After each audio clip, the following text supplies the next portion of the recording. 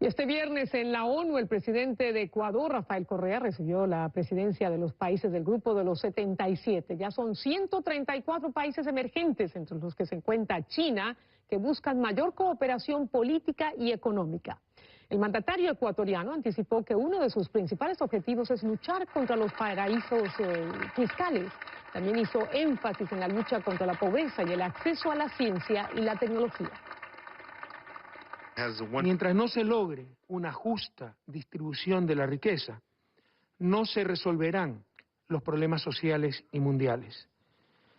La solución para detener la migración no son muros ni fronteras, es solidaridad, es humanidad y crear condiciones de bienestar y paz para todos los habitantes del planeta. La pobreza no es fruto de escasez de recursos o factores naturales, sino consecuencia de sistemas injustos y excluyentes. A partir del auge del capitalismo liberal y del Estado mínimo, el mundo derivó en niveles sin precedentes de desigualdades. Y antes de su intervención en las Naciones Unidas, el presidente Correa me concedió una extensa entrevista que presentaremos en 2 partes la próxima semana. Pero aquí les tengo un adelanto de algunos de los temas de los que conversamos. Comencé preguntándole sobre el balance de su gestión de una década de gobierno. El balance es muy positivo, sin duda hay un cambio radical en Ecuador. La economía se duplicó, hemos crecido pese a las dificultades de los últimos meses por encima del promedio latinoamericano, hemos sacado a 2 millones de ecuatorianos de la pobreza, pasamos de ser los países más equitativos a los países, uno de los 3 países más equitativos de la región, de acuerdo a la CEPAL. En algunas cosas estamos en último lugar, como en la cuestión de equidad, pero también, por ejemplo, vialidad. Hoy somos el país con mejor infraestructura vial, con soberanía energética, con gran seguridad, tenemos el mejor sistema integrado de seguridad de América Latina, con una reforma judicial que es referencia para América Latina y el mundo entero. Es decir, Ecuador ya cambió sin duda, esta es la década ganada. Rafael Correa también respondió varias preguntas sobre el escándalo de Odebrecht, que admitió, como habíamos informado, haber pagado millonarios sobornos a funcionarios de nuestra región a cambio de jugosos contratos de obra pública. Y en el caso de Ecuador, el Departamento de Justicia de Estados Unidos establece que Odebrecht pagó más de 33 millones de dólares en el periodo de gobierno de Rafael Correa. Le pregunté si conocía los nombres de los funcionarios de su gobierno que, según el Departamento de Justicia, recibieron coimas de Odebrecht. Sepa usted que ahorita no tenemos ningún contrato con Odebrecht. El contrato vigente es el del Metro de Quito con el municipio de la ciudad de Quito y que por sí solo equivale a prácticamente todos los contratos que por concurso ganó Odebrecht con el gobierno central. Ningún gobierno ha tratado tan duro a Odebrecht como nuestro gobierno. Yo expulsé en el 2008 esa compañía por incumplirnos un contrato. Brasil me retiró hasta el embajador y no pudieron volver hasta que pagaron el último centavo, incluido lucro cesante. Es decir, si alguien recibió una coima, lo estafó a Odebrecht porque no lograron absolutamente nada. Pero ya apuntaron al gobierno cuando el contrato más grande es el del municipio de Quito. Pero eso no está en el informe del Departamento de Justicia. Por supuesto. ¿Sí? Por supuesto, ¿Sí no, le estoy dando la razón. Ok. ¿Qué garantía? Bueno, y el Departamento de Justicia será primera vez que se somete a los intereses de política exterior de Washington. Esa es la pregunta. Por eso que nos den nombres con pruebas. Tampoco vamos a aceptar cualquier cosa porque también una gran coincidencia que cuando se estaba investigando a Charlie Pareja, cabecilla de la red de corrupción en refinería, pero uno de los principales abogados de Odebrecht y principal abogado de los Isaías, que han financiado una campaña de desestabilización contra el gobierno desde el primer momento, salte este escándalo. ¿Pero por qué se investiga la corrupción supuestamente en el Metro de Quito y no investiga la corrupción en 10 años de gobierno según el Departamento de Justicia? ¿Por qué llegó a esa conclusión usted? Dígame. Pero dígame, déme las pruebas para llegar a esa conclusión. Usted está afirmando algo. Dígame. Porque su defensa está en atacar... Porque estamos investigando a todos, Patricia. Tenemos lo que se llama la unidad de análisis financiero. No, se requieren que hay una persona presa por corrupción, creo que hay otro que se fue del país. Investigar. Y si se detecta los depósitos multimillonarios en la cuenta de un amigo del alcalde, ¿qué quiere? Para que la prensa no diga que es persecución política, entonces no pasa nada. ¿Y en qué departamento se está investigando? Qué pena que los culpables hasta ahora no sean los políticamente correctos. Qué pena. ¿En qué áreas están investigando ahora funcionarios de su gobierno? Pero en todas las áreas. Nosotros tenemos declaración juramentada. Hemos pedido auditoría a todos los funcionarios de gobierno, a los gerentes de la empresa pública. ¿Cómo se detectan coimas en paraísos fiscales? Hay una gran injusticia, que es falta de control del gobierno y fiscalización. Es decir, un cura pedófilo es culpa del obispo que no lo controló. Son conductas personales que ya tienen que ver con falta de valores, con desviaciones morales. Pero qué difícil, no se pueden prever, pues. Hay que sancionar cuando se detectan. Entre los escándalos de corrupción que se ventilaron también circula la filtración de un cable de la Embajada de Brasil en Ecuador, conocido como los Itamaraty Leaks. En uno de estos se dice que un representante del partido de gobierno y de la hermana del presidente solicitó a Chevron $3 millones de comisión a cambio de un contrato de intervención ambiental. Escuchen esta parte. ¿Qué credibilidad le da usted a este cable de Itamaraty en el que se dice que una hermana suya y un representante de su partido pidieron una coima de $3 millones a cambio de un contrato por una intervención ambiental? Vea, gracias a Dios está terminando con un tono más positivo. Eso es otra infamia. Eso es el 2009, creo que hasta preso ya se metió ese tipo, que era un tramitador que se tomaba el nombre del gobierno. Ni siquiera es con el caso de Brecht, es con el caso Chevron. Pero una infamia, ¿no? Totalmente descontextualizada. Pero esos mismos cables de Itamaraty, revisen, dice cómo nuestro vicepresidente se quejaba, la delegación diplomática de Brasil en Ecuador, porque nuestro vicepresidente en ese entonces, ministro coordinador de sectores estratégicos y antes presidente del Fondo de Solidaridad que manejaba todas las empresas estratégicas, se portaba demasiado duro contra Odebrecht y había amenazado con denunciar a la empresa y sacarla del país. Esos mismos cables que acabo de mencionar hablan también de nuestro vicepresidente. Bueno, esa es la parte en la que se refiere a este cable, pero entre muchos de los temas a los que se refirió el presidente figuran también las elecciones presidenciales que se realizarán el 19 de febrero. Le pregunté sobre la confiabilidad del organismo electoral. ¿Hay confiabilidad de los ecuatorianos en el Consejo Nacional Electoral de cara a las elecciones de febrero y de abril? Esa es la estrategia también de los mediocres que saben que van a perder, ¿no? Toda una campaña para deslegitimar el Consejo Nacional Electoral y las elecciones. Pero aquí hay un muerto, o sea, un muerto entre millones. ¿Y sabe por qué de repente en el padrón puede haber una persona fallecida? Porque no registraron pues la defunción los familiares. ¿Cómo se detectan esas cosas? Aunque estamos mejorando muchísimo los registros administrativos en el registro civil, ¿no?, del Ecuador. Pero son los pretextos ya para poner el colchoncito por el suelazo que se van a dar, pero es una práctica como el de la justicia, para atacar al gobierno, que no hay justicia independiente. Un inversionista extranjero que escuche eso, va a ir a invertir al país, o sea, por su odio al gobierno, por sus ansias de poder, vamos a ver si le ganamos a Correa, destruyen al propio país, ¿no?, restándole credibilidad a sus instituciones. Yo le puedo decir que las elecciones del Ecuador son bastante transparentes, hay observadores, se puede hacer control posterior, lo que ustedes quieran. Lo que pasa es que ya están preparando el colchoncito por el fracaso que van a tener.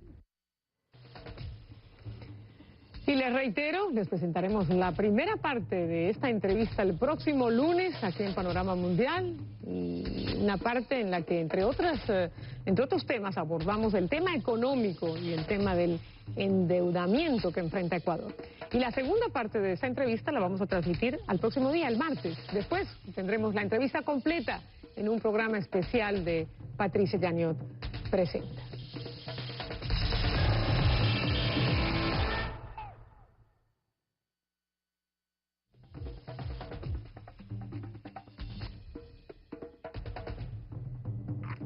Y bueno, ahora que el periodo de gobierno de Rafael Correa se acerca a su final, la pregunta del día con el hashtag, la etiqueta Yaniot Pregunta es: ¿cómo evalúa la gestión del presidente de Ecuador, Rafael Correa? Me pueden enviar sus opiniones y comentarios a mi dirección, a mi cuenta en Twitter, @Patricia Yaniot. También los pueden escribir, les recuerdo, en nuestra cuenta en Facebook. Les recuerdo también darle clic a me gusta. Continuamos con otra parte de la entrevista con el presidente ecuatoriano, y en este segmento inicié consultándole sobre sus expectativas de cara a las elecciones y la continuidad de su partido, Alianza País. Obviamente que se continúe con la misma visión, corrigiendo los errores, cambiando el estilo. Probablemente conviene al país alguien más conciliador. Yo soy confrontador, me gusta decir las cosas frontalmente, llamar al pan pan y al vino vino. Y tal vez no siempre es el mejor estilo para un país, pero en lo de fondo, ¿no? Buscar la justicia social, un país soberano, con dignidad a nivel internacional, pues obviamente ese camino hay que seguirlo recorriendo. ¿Tiene usted alguna diferencia con su candidato presidencial, Lenín Moreno? No, somos muy buenos amigos, para mí una referencia de vida, usted sabe, él tuvo una tragedia, él era un gran deportista, una persona más alta que yo, debe ser 1,85. Y en el año 2000, 2001 lo asaltaron, a meter un balazo en la espina dorsal y lo condenaron a una silla de ruedas. Y en lugar de amargarse, retraerse, es motivador, es una persona que transmite alegría, buen humor, optimismo. Y en humano, pues, Lenín es una persona increíble. Por supuesto, en lo político siempre vamos a tener diferencias en manera de ser, etcétera, pero a nivel personal yo le tengo un gran cariño y para mí no solo que es un amigo, sino una referencia de vida, ¿no? ¿Y usted cree que de ganar en la presidencia él se distanciaría un poco, se desmarcaría de usted? ¿O usted podría estar también apoyándolo tras bambalinas? No, el que me voy a distanciar soy yo. Ahora después me cuenta. Como le decía, solo espero el amanecer del 25 de mayo para poder dormir. Y también pensamos con mi familia. Usted sabe, yo tengo una familia binacional, mi esposa es de Bélgica, llevamos 25 años en Ecuador, con un pequeño intervalo en Estados Unidos. Mis dos hijas estudian en Francia, mis suegros ya son mayores. Pensamos ir a vivir un tiempo, un buen tiempo en Bélgica. También para retirarme de la vida política, porque mi presencia va a ser demasiado perturbadora, incluso si ganamos para nuestro propio gobierno. Entonces prefiero alejarme. ¿Por qué va a ser perturbadora? Porque el liderazgo ha sido bastante fuerte todos estos años, ¿no? La gente va a estar siempre buscándome, los medios de comunicación, etcétera. Y eso puede generar cierta sombra, cierto ruido al gobierno. Entonces es mejor retirarme. Lenín Moreno en una entrevista reciente dijo que quería que Ecuador tuviese su propia moneda, un poco en línea con lo que usted ha dicho, oponiéndose a la dolarización. ¿Ve al Ecuador dejando atrás ese capítulo de la dolarización en el próximo gobierno? Muchos dicen que este intento de su gobierno por implementar esa moneda electrónica es un primer paso para salir de la dolarización. Insisto, no sé con quién se esté juntando, porque esa fue una infamia de la oposición y los medios de comunicación, descontextualizaron declaraciones de Lenín que dijo, vamos a mantener, por eso le estoy contestando, vamos a mantener la dolarización, y ojalá algún día, cuando aumente productividad, etcétera, podamos tener una moneda propia, eso dijo. Entonces ya, Lenín quiere salir de la dolarización y sacaron del armario el cuco de la dolarización, que lo han sacado en la elección del 2006, porque yo siempre he sido crítico de la dolarización. Si la dolarización fuera buena idea, ¿por qué Colombia no dolarizó? Y mire cómo nos destrozó la depreciación del peso.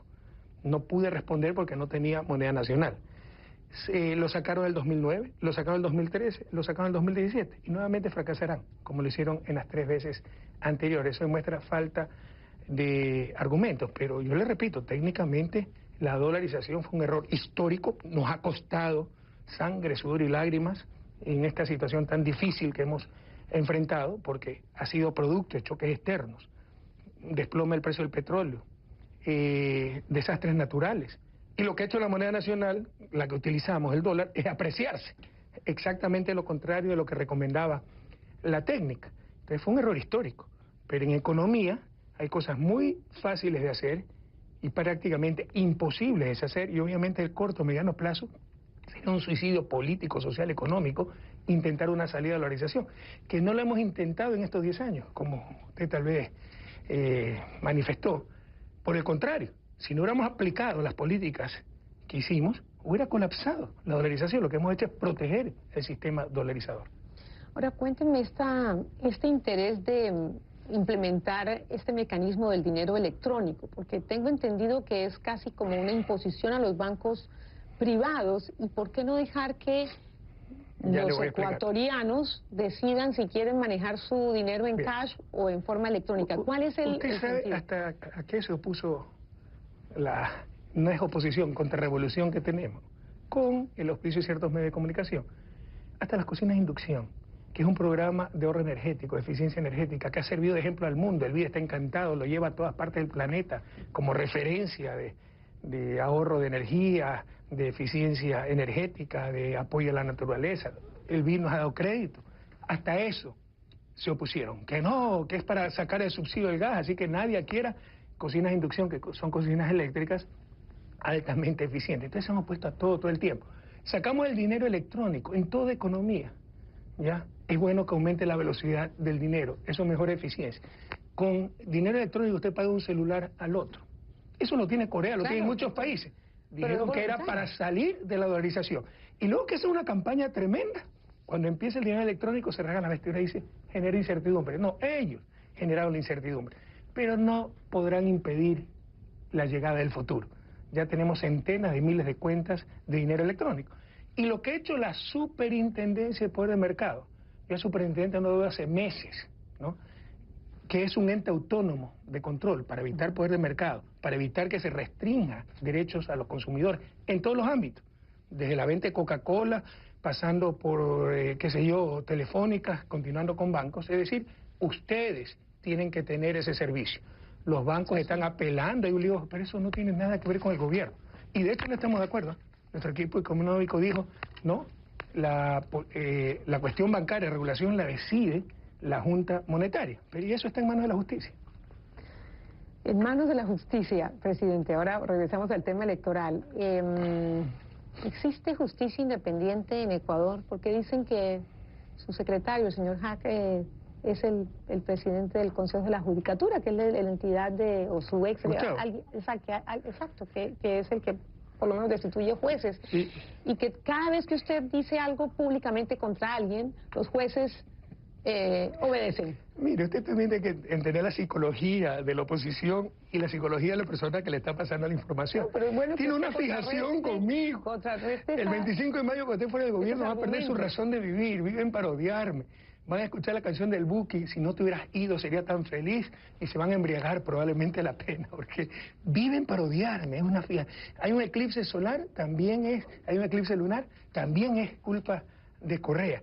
Entonces, como un exsecretario mío, la persona más preparada tal vez del país, tal vez se le olvidó decir eso, con un doctorado en Derecho en la Sorbona de Francia, que trabajó toda su vida en una ONG por la reforma judicial, ahora es presidente de la Judicatura, significa que no hay independencia judicial. Y significa que yo digo que se destituye un juez, se destituye, eso no es verdad.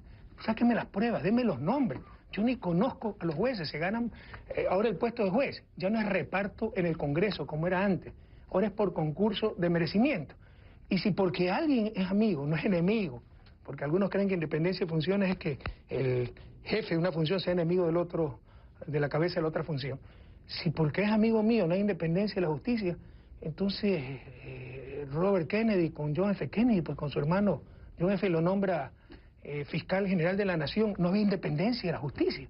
Por favor, superemos esa inmadurez. ¿Hay confiabilidad de los ecuatorianos en el Consejo Nacional Electoral de cara a las elecciones de febrero y de abril? Esa es la estrategia también de los mediocres que saben que van a perder, ¿no? Toda una campaña para deslegitimar el Consejo Nacional Electoral y las elecciones. Pero aquí hay un muerto, o sea, un muerto entre millones. ¿Y sabe por qué de repente en el padrón puede haber una persona fallecida? Porque no registraron pues la defunción los familiares. ¿Cómo se detectan esas cosas? Aunque estamos mejorando muchísimo los registros administrativos en el registro civil, ¿no?, del Ecuador. Pero son los pretextos ya para poner el colchoncito por el suelazo que se van a dar, pero es una práctica como el de la justicia, para atacar al gobierno, que no hay justicia independiente. Un inversionista extranjero que escuche eso, va a ir a invertir al país, o sea, por su odio al gobierno, por sus ansias de poder, vamos a ver si le ganamos a Correa, destruyen al propio país, ¿no?, restándole credibilidad a sus instituciones. Yo le puedo decir que las elecciones del Ecuador son bastante transparentes, hay observadores, se puede hacer control posterior, lo que ustedes quieran. Lo que pasa es que ya están preparando el colchoncito por el fracaso que van a tener. Porque según algunas instituciones internacionales, las instituciones del Estado ecuatoriano dicen que están totalmente controladas por el gobierno, están totalmente... ¿Y qué más van a decir si le hemos ganado 10 elecciones consecutivas? Tienen que decir algo pues, para justificar su fracaso y su mediocridad. Pero por primera vez en la historia, los jueces son elegidos por concurso abierto, de merecimiento. Yo no sé si conozco algún juez, al menos de los ordinarios de la Corte Suprema, creo que son 30 y pico, 32, creo que conozco al presidente, ¿ya? Pero todos son puestos por mí, es por concurso de merecimiento. Tienen que delegitimar, insisto, delegitimar a las instituciones para justificar sus fracasos. Entonces, como tenemos un importante liderazgo, un gran apoyo del pueblo ecuatoriano, que nos ha permitido vencer en 10 elecciones seguidas, las dos últimas presidenciales en una sola vuelta, algo que no existía en la historia ecuatoriana. Nos ha permitido tener una mayoría absoluta, incluso de más de 2/3, ¿no?, en la Asamblea Nacional. Algo tienen que decir, pues, para justificar, insisto, su fracaso. Volviendo a las elecciones, presidente, ¿qué opina de las campañas electorales? ¿Qué opina de esta campaña política, de las propuestas, en fin? ¿Cómo ve el ambiente en su país? Terriblemente mediocre. Y como bien lo dijo Lenín Moreno, el candidato que sabe que no va a ganar ofrece cualquier cosa, pues. Ahí tenemos gente que, o sea, por ejemplo, para guiñarle el ojo, para ser simpático a los medios de comunicación, que no le gusta ser regulado, y todo poder requiere regulación social, y eso se llama ley, que vamos a derogar la ley de comunicación. La ley de comunicación no se puede derogar. Habría que hacer una asamblea constituyente. Fue orden constitucional aprobada por el pueblo ecuatoriano en las urnas por consulta popular. Es retroceso en derecho, lo cual prohíbe la Constitución. Pero ofrecen cualquier cosa para ver si les hacen caso a los medios de comunicación, devolver los fondos a todos estos grupos, el fondo de pensiones a los maestros, a los funcionarios, a todos estos que lucraban con plata del Estado, tenían privilegios que no tenía el resto de la población. Entonces ofrecen cualquier cosa para ver si alguien les hace caso. Entonces, lamentablemente, pues la campaña es de un nivel muy bajo en cuanto a propuestas. Me han dicho que la participación en medios de comunicación no ha sido muy equitativa, que el candidato de gobierno tiene, o sea, el gobierno tiene el espacio abierto para sus mensajes, que obviamente se pueden interpretar de campaña, mientras que la oposición pues tiene apenas unos espacios muy pequeños, que la cancha no está nivelada para todos. Pati, pregúntale por el ecuatoriano, hasta esas memes, ¿no? Pero usted mismo me dijo antes de comenzar la entrevista que ha habido muchas restricciones, sí, y que a lo mejor se le fue la mano. Ya le voy a explicar eso, pero eso en cuanto a propaganda, ya le voy a explicar. Pero, por ejemplo, en cuanto a entrevistas, es tan descarado el apoyo de Coavisa, por ejemplo, al banquero Lazo, que ellos tienen dos presentadores, Alfredo Pinargote, ¿no?, y Steffi Espín. Y le sacan la propaganda, Alfredo Pinargote, Steffi Espín y Guillermo Lazo en su programa semanal. Porque toda la semana lo entrevistan y media hora y le dejan hablar cualquier cosa. Hay un descarado sesgo de ciertas empresas privadas de comunicación a determinados candidatos. Yo lo que le decía es que en Ecuador es muy controlado el gasto electoral en cuanto a propaganda en medios de comunicación, y que tal vez ahí se nos pasó la mano porque el presupuesto es muy pequeño, ¿no?, y tal vez se necesita mayor presupuesto para comunicar mejor. Entonces eso es muy controlado, el presupuesto es bajo, en consecuencia la propaganda, no las entrevistas, no los programas de opinión. Ellos pueden invitar todos los días al mismo candidato, si son sesgados, y algunos lo son, y descaradamente, pero la propaganda pagada, eso tiene un presupuesto bastante pequeño y bastante controlado. ¿Y debería ser también más plural? O sea, más, No, porque todos los candidatos, por el contrario, o sea, cualquier desubicado reúne las firmas y se declara candidato presidencial, y hay que darle plata al pueblo ecuatoriano igualito que al otro que tiene 60% de la intención de voto, así el otro no tenga ni 6 votos. Entonces, por el contrario, ahí hay cierta ineficiente asignación de recursos. ¿Debería haber debate rumbo a esta elección presidencial? En la segunda vuelta, por supuesto. En la primera vuelta que debatan, pues entre los que están peleando el segundo lugar. Pero usted sabe, para el candidato que encabeza todas las encuestas, exponerse a los mediocres. No, entonces, esperemos si hay una segunda vuelta y que haya el debate presidencial. Presidente... ¿Con quién debate? Bueno, pues obviamente con los contrincantes. Hay 8 candidatos, democracia. 7 u 8 candidatos, ni recuerdo el número de candidatos, pero con cada uno. O sea, con el que tiene 0.1 intención de voto. Primero, mira aquí cómo organizan las elecciones. En verdad hay más candidatos que el republicano y demócrata, pero un sistema tan excluyente que a los otros ni se los conoce. Y debaten entre los dos con mayor posibilidad de victoria, ¿no? Entonces esperemos si hay una segunda vuelta y habrá el debate presidencial, pero sería una locura nuestro candidato con 50, 55% de intención de voto que se ponga a discutir con el desubicado que nadie lo conoce con el 0.1%. No tiene sentido eso. O por lo menos con los tres con mayor y ahí también, pues, según encuestas. Pero entre los tres primeros, pues que se ponga, entre los tres, en primer lugar que se ponga a decir quién va a llegar en segundo lugar para que debate. Usted sabe que es una trampa electoral. Entonces, politiquería. Si hay una segunda vuelta, que debatan los dos finalistas. En la primera vuelta, que el candidato con mayor intención de voto ponga a discutir con cada uno, es una locura. Más aún si es el candidato para la continuidad de la revolución. Y mañana tendremos esa otra parte de la entrevista más candente al presidente Rafael Correa. En esta parte, en la segunda parte, el presidente nos habla de la corrupción y del caso Odebrecht. No se la pierda, así que los esperamos aquí en Panorama Mundial. Y como les habíamos anticipado, hoy les presentamos la segunda y última parte de la entrevista que nos concedió en Nueva York el presidente de Ecuador, Rafael Correa. En esta oportunidad le planteé dos temas candentes durante su gobierno: su relación con los medios de comunicación y la corrupción que, según Estados Unidos, existió en el caso Odebrecht. Usted me hablaba ahora de la ley de comunicaciones y obviamente es algo que nos afecta a todos en el sector periodístico. ¿Pero por qué los afecta? Perdone que haga el rol de entrevistador. Esto crea una autocensura y usted lo sabe, en su país muchos medios se autocensuran por temor a las sanciones. Hay centenares de sanciones contra medios y periodistas. No es cierto, no es correcto lo que usted está diciendo. Entonces, si alguien no incumple la ley, no hay ningún problema. La autocensura, pero nos dicen las investigaciones, las denuncias provienen, ¿sabe son qué? Positivas para la democracia. ¿Y quién niega aquello? No... ¿Y quién dice lo contrario? Precisamente, para que sea positivo para la democracia, va a decir la verdad a los medios. Entonces, el gran abuso de la ley de comunicación es que ahora tiene hasta que rectificar cuando dicen una falsedad. El gran abuso es que hay derecho a la réplica. Antes era discrecional. A mí me ha pasado, cuando no era funcionario público, no era presidente, como joven, dirigente estudiantil. Oiga, corrían esto, te doy más duro, te doy más duro. Pueden llevar a la quiebra cualquier medio, presidente. Tampoco es verdad. ¿Sabes cuál es el total de multas que hay? $700.000. ¿Sabe cuál es el capital acumulado? Tiene una de, creo que de $300.000. ¿Y sabe cuánta plata tiene el universo? No, 600.000. ¿Y sabe cuál es el capital acumulado de los medios de comunicación? $500 millones. Lo que no quieren es ninguna clase de regulación, Patricia, no nos engañemos, ¿no? Y hay que proteger los derechos de los ciudadanos. Pero antes había una ley de comunicación, no es que no ha habido. Pero en la época de la dictadura, con un consejo, con mayoría del gobierno, que podía suspender medios de comunicación. Te dijeron, no, eso no se puede. Debe haber multas como en Estados Unidos. Reformamos la ley. Ahora solo hay multas porque hay multas. Lo que no quieren es regulación. Y también se incluyó a los medios impresos, que no estaban incluidos en la ley anterior de la dictadura. Entonces esa gente siempre se ha creído por encima del bien y del mal. Pero la gran regulación de la ley de comunicación es que si dicen una mentira comprobada, tienen que rectificar. Por ejemplo, para hacernos daño, tuvimos una inflación... ¿Y no será que el gobierno no le gusta que le investiguen? 1.4%, 5%. ¿No será que al gobierno no le gusta que le ventilen sus denuncias y sus Ese es el argumento que ustedes siempre tienen, Pati, con todo respeto, para justificar sus abusos. Pues no es cierto. Qué bueno tener una prensa libre e independiente que nos ayude a gobernar mejor.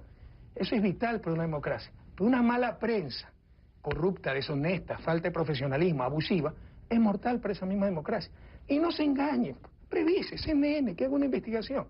¿De dónde vienen los medios de comunicación? El anterior dueño, ¿no? Son los herederos los que lo tienen, del mayor medio de comunicación impreso del país, era vendedor de armas. Cada vez que perdía un concurso en la venta de armas, decía que había deshonestidad, etcétera, para él llevarse el concurso. Esa ha sido la historia, pues, de la prensa en Latinoamérica, no nos engañemos. Canales de televisión, la estrategia era, hago el emporio económico, los Isaías, refugiados aquí, ¿no? Saqueadores en nuestro país, que no nos los extraditan. Hacían su emporio económico, Filambanco, 200 empresas, y luego compraban canal de televisión, que es Televisión, Gamavisión, para informar, no, para defender el emporio. Teleamazonas, de Fidel Egas, banquero, dueño de Daines, Banco del Pichincha, hace su emporio económico y adquiere de mala manera Teleamazonas, porque fue un préstamo que le dio a la familia Grande a Centeno. A propósito, le impidieron que pueda pagar el crédito y le incautaron el canal, que estaba en prenda. Y así se apropió el canal, el emporio económico de Fidel Egas. ¿Para qué? Para informar. Para defender, pues, el emporio. No nos engañemos, no tapemos el sol con un dedo, mi querida Patricia. ¿Usted cree que en el próximo gobierno, de ganar su candidato, el ambiente, esa confrontación con los medios seguirá igual de tensa? Bueno, eso decirá Lenín Moreno. Yo creo que es una de las cosas, problemas cruciales que tiene que enfrentar la humanidad, no solo en América Latina, pero sobre todo en América Latina, porque es un poder sin contrapoder. Y eso es nefasto para una sociedad. Y nos quieren imponer no el Estado de Derecho, sino el Estado de opinión. Lo que usted proponga en una campaña electoral, lo que decidan los electores, no importa. Importa lo que digan los medios de comunicación. Son legisladores, son poder ejecutivo, son juzgadores. Y en un Estado de Derecho se debe juzgar en los tribunales, no en los titulares. Lo que pasa es que a veces cuando hay debilidad en una institución como la justicia, la prensa juega un papel importante, presidente, cuando hay esos vacíos de investigación. Y hay, bueno, varios casos, Wikileaks, ahora los Itamaraty Leaks. el informe del Departamento de Justicia hablando de estas denuncias de corrupción en un tema que usted conoce, Odebrecht, y que es obligado a hablar en esta entrevista. Entonces ahí la prensa juega un papel importante porque hay vacío de justicia y a veces las denuncias de la prensa generan investigaciones judiciales y decisiones judiciales importantes para un país y para casos emblemáticos de corrupción, por ejemplo. Esas son las premisas que no necesariamente son correctas. Usted ha hablado de vacío de justicia. Nuestra justicia en este momento es referencia a nivel regional. Roberto Caldas, presidente del mayor tribunal de nuestra América, incluido Estados Unidos, Canadá, la Corte Interamericana de Derechos Humanos, ha dicho que la reforma judicial del Ecuador es la más importante a nivel mundial. Pero suponiendo que tenga razón, usted asume otra premisa que no necesariamente es correcta, que la prensa sí es buena. La buena prensa es muy positiva. Gracias, ¿por qué no? Porque parece que en los códigos de la democracia burguesa, es que nunca escucho eso, ¿no? En los códigos de la democracia burguesa, criticar a la prensa es criticar a la libertad de expresión. Pero criticar al presidente es criticar a la democracia, eso no tiene absurdo. Es dañino para una democracia. Pero ¿quién la censura? La censura está prohibida a nivel constitucional. Claro, lo que pasa es que las multas y la remetida para los periodistas judicial mediocres, pues para los que saben que están diciendo la verdad. Aquí no se multa, aquí no hay un juicio civil si un periódico dice una mentira, si calumnia a alguien. No es un derecho humano el derecho a reputación, pero ya no quieren ningún control. Le insisto, nos hicieron, por presión de los medios, se propuso la nueva ley, ¿no? Al inicio, cuando incluimos a los medios impresos, se pusieron con toda su fuerza, porque decían que la anterior ley permitía cancelar, suspender un canal de televisión y lo que había que poner eran multas pecuniarias, monetarias. Ahora eliminamos la capacidad de suspensión, solo son multas. ¿Y por qué las multas? No quieren ninguna clase de control. Y en una sociedad democrática todo poder debe tener regulación social. Y usted asume que la prensa es buena. Una buena prensa, por supuesto que ayuda a gobernar, por supuesto que ayuda a la transparencia. Pero la prensa latinoamericana es mala, de las peores del mundo. Y vaya, vea a quién pertenece. Yo estoy segura que si la prensa y no el Departamento de Justicia hubiera salido con investigaciones como las que se conocen, de estas coimas de una constructora que opera en todos nuestros países en la región, pues seguramente hubiese habido una arremetida contra el periodista o el medio que lo denuncia por obvias razones. En ese sentido, presidente, quiero saber si usted conoce los nombres de los funcionarios de su gobierno que, según el Departamento de Justicia, recibieron coimas por alrededor de 33 millones de dólares. Bueno, su pregunta es ofensiva, porque sería cómplice de la corrupción, así que la rechazo radical. Perdóneme, no le puedo aceptar. Ahora el Departamento no nos han dado los nombres, pero usted ha hablado de prensa. Primero, en la soberbia vanidad de los periodistas, creen que cuando lanzan una noticia verdadera, entonces son buena prensa. Es como el juez que hace una sentencia de vez en cuando correcta y el resto son chuecas. Sigue siendo deshonesto. Tiene que decir siempre la verdad. Pero qué raro, ¿no? Que eso no se supo por una investigación de un juez ecuatoriano y se sabe por una investigación. ¿Cómo se va a saber que un corrupto, una inconducta personal, ¿ya?, de un individuo que recibe una coima en un paraíso fiscal, cómo lo va a hacer un juez? Por favor, Pati, es la corrupción más difícil de controlar y lo que haríamos hacer es coherente y luchar contra los paraísos fiscales, que es una de las propuestas que trae el Grupo de los 77. Y Estados Unidos es los primeros que se opone porque estados como Delaware es un paraíso fiscal. De hecho, la corrupción de refinería y probablemente Odebrecht, ¿no?, que ha sido dirigida por el principal abogado de los Isaías, Charlie Pareja, exsecretario privado de León Férez Cordero, también de los principales abogados de Odebrecht en el Ecuador, ¿no? Eso ha sido encausado a través de una empresa fantasma en Delaware, paraíso fiscal. ¿Cómo detecta eso? ¿No? A no ser que confiese el corrupto, que es lo que ha pasado con el caso de Brecht. Pero hasta ahora lo que tenemos es que se han dado 33 millones en coima. Y usted me dice el rol de la prensa. Le voy a explicar cuál es el rol de la prensa. Aceptaron sin beneficio de inventario que se han dado 33.5 millones en coima. Estrictamente hablando, es la declaración de un corrupto que está negociando su condena y sus multas con el Departamento de Estado de Justicia de Estados Unidos, pero ya lo asumieron como una verdad indiscutible. O sea, no puede ser que sea falso, no puede ser que lo estafó su representante de Ecuador y él se llevó la plata. No, ya son corruptos los funcionarios públicos. Primera conclusión que requiere mayor sustento por parte de cierta prensa. Segundo, enseguida empezaron a bombardear al gobierno. Sepa usted que ahorita no tenemos ningún contrato con Odebrecht. El contrato vigente es el del Metro de Quito con el municipio de la ciudad de Quito, y que por sí solo equivale a prácticamente todos los contratos que por concurso ganó Odebrecht con el gobierno central. Ningún gobierno ha tratado tan duro a Odebrecht como nuestro gobierno. Yo expulsé en el 2008 esa compañía por incumplirnos un contrato. Brasil me retiró hasta el embajador y no pudieron volver hasta que pagaron el último centavo, incluido lucro cesante. Es decir, si alguien recibió una coima, lo estafó. Estafó a Odebrecht porque no lograron absolutamente nada. Pero ya apuntaron al gobierno cuando el contrato más grande es el del municipio de Quito. Pero eso no está en el informe del Departamento de Justicia. Ah, por supuesto. ¿Sí? Por supuesto, ¿Sí no, le estoy dando la razón. Ah, o sea, okay. ¿qué garantía? Bueno, y el Departamento de Justicia será primera vez que se somete a los intereses de política exterior de Washington. Esa es la pregunta.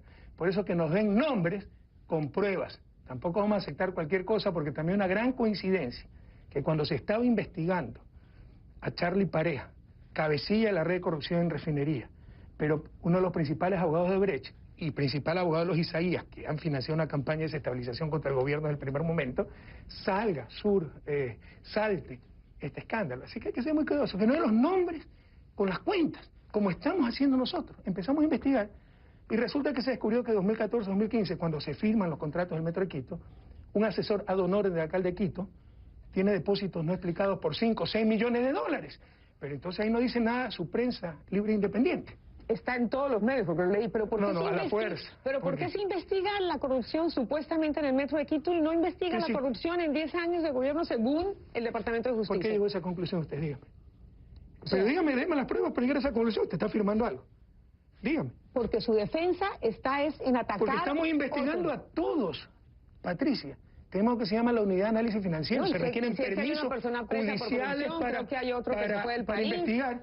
Y si se detecta los depósitos multimillonarios en la cuenta de un amigo del alcalde, ¿qué quiere?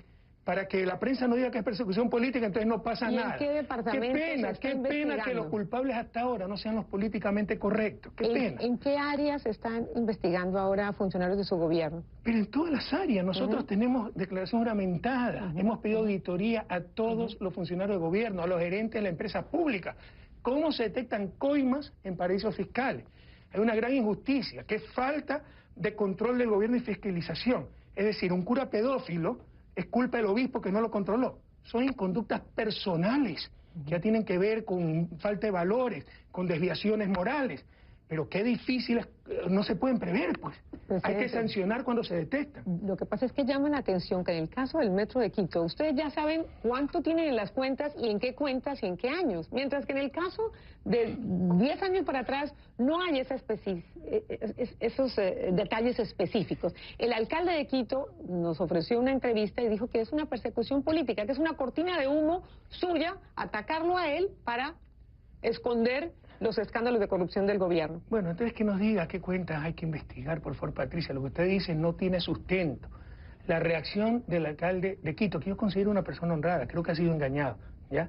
Es infantil. En vez de decir a su asesor ad honorem, que todo el mundo sabe que es el poder detrás del poder del municipio, explica de dónde vienen esos 5 o 6 millones que ha recibido en los 2 años que me ha estado ayudando, viene a Estados Unidos a decir que es un perseguido político. Entonces yo cuántas veces tenía que irme a quejar porque era un perseguido político. El problema es que hasta ahora los culpables no son los políticamente correctos, eso es todo. Pues se están investigando todas las cuentas. ¿Qué quiere que haga? Eso no lo maneja el gobierno, lo maneja la fiscalía. ¿Qué quiere que haga si la cuenta que salta con depósitos millonarios no es solo este asesor ad honorem del alcalde, sino también otro asesor ad honorem con el cual viajó a Brasil para negociar el contrato del metro y que tiene decenas de millones de dólares en sus cuentas? Y el fiscal de Ecuador, que tengo entendido es un primo suyo, ¿ha venido a Estados Unidos ya a pedir cuentas? Hagamos una cosa, Patricia. Si usted demuestra que es familiar mío, yo renuncio a la presidencia, pues usted renuncia en caso de estar equivocada. Yo dije, tengo entendido, porque obviamente no he visto una periodista profesional no puede basarse en rumores. Esa fue otra de las calumnias. Okay, el fiscal, dejémoslo el fiscal. No, pero aclaremos, para demostrarle a Latinoamérica, a la patria grande, cómo se maneja cierto periodismo. Primero, con todo cariño, Patria, usted sabe cuánto le estimo, un periodista profesional no puede basarse en rumores. Segundo, esa fue la versión de la oposición. Otro ataque para tratar de desgastar al gobierno. Si fuera mi tío y ganó un concurso, ¿dónde estaría lo malo? John F. Kennedy nombró fiscal a su hermano.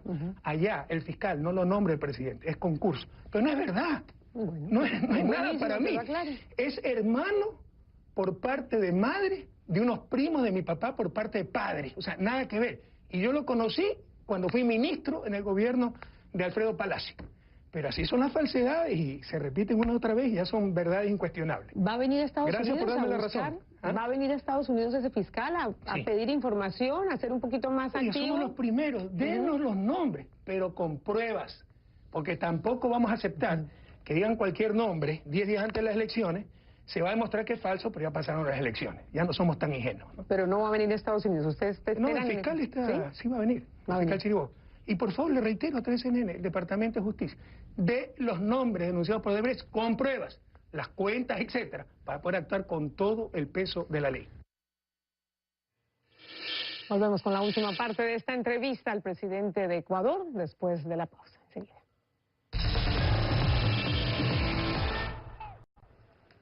Continuamos con la entrevista al presidente de Ecuador, Rafael Correa, y en esta parte el mandatario nos habla de otras denuncias de corrupción, nos cuenta lo que piensa de su candidato a vicepresidente y comparte sus expectativas frente a la llegada de Donald Trump a la presidencia de Estados Unidos. Presidente, nos queda poco tiempo, pero ya para cerrar este tema de corrupción y, en fin, este escándalo. Pero el escándalo hasta ahora es un corrupto, empresario corrupto, que se quedó 33.5 millones en coimas, ¿no? Y en todos los demás países se analiza el periodo 2001-2016. Ecuador 2007-2016, justo nuestro gobierno. O sea, no existió antes de Odebrecht. Muchos se preguntan si usted confía plenamente en su candidato a vicepresidente, porque fue el brazo que estuvo a cargo de todo el tema de hidrocarburos, de petróleos, donde hubo los mayores escándalos de corrupción en su gobierno. La repotencialización de refinerías, que fueron de sobrecostos, otra construcción de otra refinería que se ha gastado, tengo entendido, 1.200 millones de dólares y todavía no ha habido ninguna construcción. En fin, son algunos casos emblemáticos que hablan del despilfarro y de supuestos sobrecostos. Y que la cabeza que supervisó todas esas operaciones debería ser un poco más, digamos, vocal al asumir alguna responsabilidad. Pati, yo sé que usted tiene muchos temas que tratar y muchas entrevistas, pero sí debe ser más precisa en las cosas. No se ha detectado sobrecosto. Ya todos los informes nos dicen que la rehabilitación de la refinería Esmeralda, además de urgente, eso podía estallar, teníamos hasta fracturado el reactor central, ya ha sido técnicamente impecable en su país. La refinería de Cartagena todavía no lo puede arrancar después de 2 años, han gastado 7.000 millones. Nuestra refinería arrancó de primera, técnicamente impecable. Los costos, hemos pedido informes, son razonables. El problema es incluso hasta por costumbre, en la tradición de corrupción en América Latina, lastimosamente, es pasarle una comisión, una platita al funcionario que me da haciendo el trabajo, ¿no? Entonces eso hay que desterrarlo. ¿Cómo se descubre eso? Si es una coima en un paraíso fiscal, en una cuenta secreta. Por favor, o sea, no nos pidan más de lo que podemos dar a los hombres políticos. Es uno de los mayores vicios de América Latina. O sea, el problema es la política. ¿Acaso no hay un corruptor del lado privado? ¿Acaso el jefe de la mafia no ha sido un tipo privado, un abogado, Charlie Pareja? ¿Acaso esto no lo permiten los paraísos fiscales protegidos por diferentes países como Estados Unidos?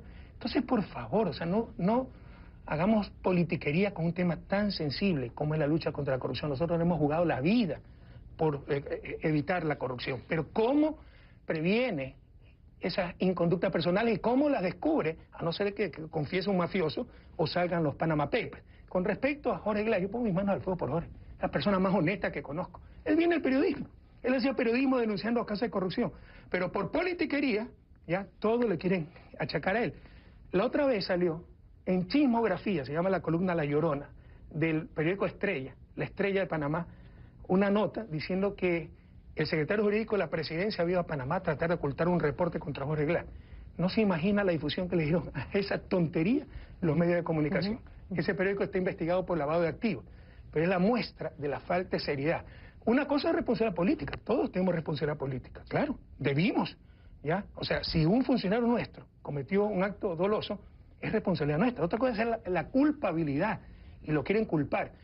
En el gobierno no hemos dividido los sectores. Yo tengo sector seguridad, desarrollo social. Jorge tiene sectores estratégicos donde se mueven miles de millones de dólares. Es decir, mañana hay un muerto, yo soy el culpable del muerto. No, soy responsable por la seguridad. Debemos diferenciar las cosas para elevar el nivel del debate político y la calidad de nuestra democracia. Quisiera terminar esta entrevista con un tono más positivo. Ya se nos acaba el tiempo, presidente, pero quiero preguntarle qué credibilidad le da usted a este cable de Itamaraty, en el que se dice que una hermana suya y un representante de su partido pidieron una coima de $3 millones a cambio de un contrato por una intervención ambiental.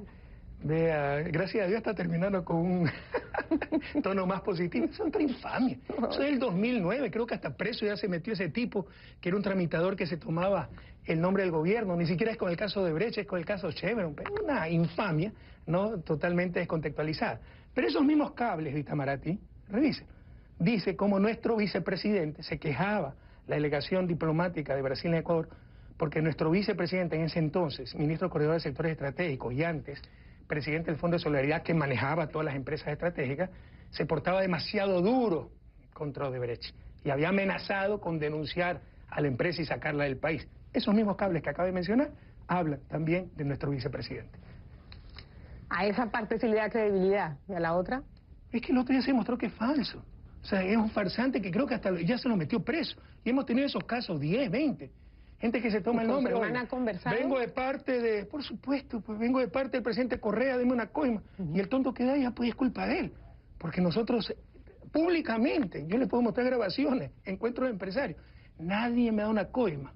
Por el contrario, el que me denuncia que alguien le pide una coima, le garantizo todo el apoyo para que obtenga más contratos. Hemos luchado con todas nuestras fuerzas contra la corrupción. Pero también ya se trata de cambiar la naturaleza humana. Son inconductas personales que pueden suceder en Estados Unidos, en Ecuador, en Colombia, sucede en China con pena de muerte. Y lo importante es sancionarlas cuando se detecten.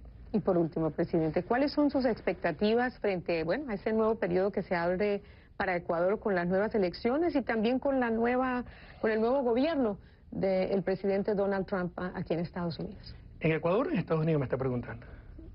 La relación bilateral y también solo en Ecuador. Mire, yo soy un enfermizo, optimista enfermizo por naturaleza, y espero que esta enfermedad sea contagiosa. Estoy utilizando las palabras de una querida amiga, Rebeca Grisman, que es una mujer que le transmite mucho optimismo. Y eso es bueno.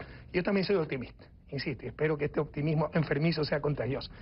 Entonces, creo que no hay retroceso. Podrá haber retrocesos temporales, pero el cambio de rumbo, al menos en Ecuador, no podrá darse. La gente no permitirá que el pasado vuelva. Seguiremos avanzando para alcanzar el buen vivir y, Dios mediante, pues ganaremos la elección y se continuará con la revolución ciudadana.